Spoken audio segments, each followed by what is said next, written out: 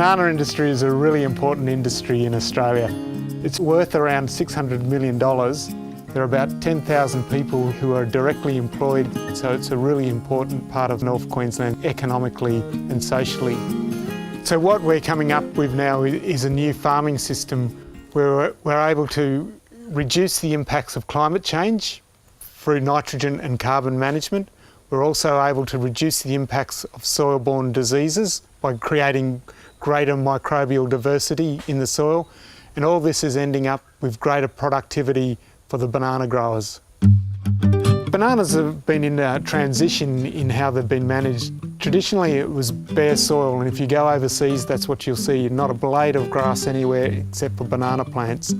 But in Australia we've recognised the importance of ground covers, firstly in the interrows to help stop that soil movement, but now we're trying to get them up around the banana plants to interact with the plants themselves. So we've really been targeting pinto peanut. It's a legume that's suited to the wet tropic environment. It produces nitrogen, which then gets returned to the soil system.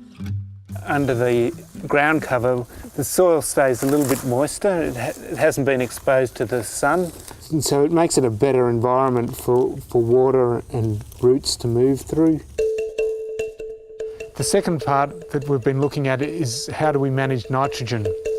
Short term we could get high productivity by keeping everything bare and putting out lots of nitrogen. But with too much nitrogen we start to get problems occurring with leaching and runoff.